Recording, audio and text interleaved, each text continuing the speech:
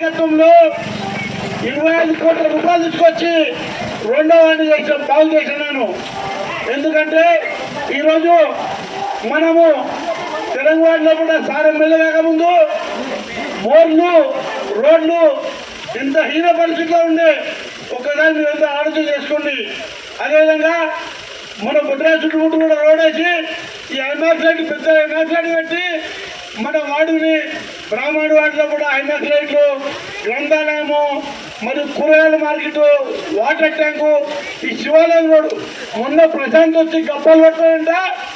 ఒకసారి ప్రశాంత్, నేను సవాలు చూస్తున్నా, మేము నరేంద్ర రెడ్డి గారు 2.5 కోట్ల రూపాయలు మన శివాలయం రోడ్డుకి ఇచ్చిండు. నువ్వు సిద్ధమా?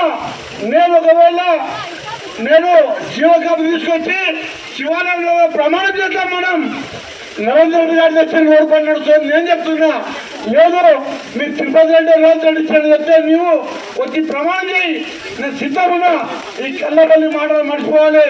ఎందుకంటే నీవు ఒక చిన్న పిల్లగాడు, ఏదో వాళ్ళ దయదాక్షిణ్యంతో నీవు చేస్తున్నావు, అంతేగాని నీకంత సీన్ లేదు. మాకు కూడా తెలుసు. ఇంకోసారి నాతో పెట్టుకోవద్దు ప్రశాంత్, చెప్తున్నా. మర్యాదకు మర్యాద, డి అంటే డి అందుకు సిద్ధం ఉండా. ఈ కాలనీలో కూడా తెలంగాణ బ్రాహ్మణ్ వాడి అంటే మధుసూదన్ యాదవ్ అంటే నరేంద్ర రెడ్డి అంటే తెలంగాణ. పెద్ద మంది చెప్తున్నా. ఈరోజు ప్రశాంత్, మన తెలంగాణ కాలనీ వాసులందరూ కూడా మాట ఇచ్చిండ్రు. శివాలయం రోడ్డు నేను వేయించిన, మళ్ళీసారి చెప్తున్నా, బండలో మాకు లైట్ వేయించిన, మీ గుడి జాతరలో కూడా హైమాక్ లైట్ వేయించిన ఘన చరిత్ర నరేంద్ర రెడ్డిది.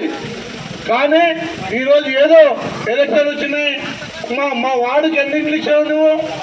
6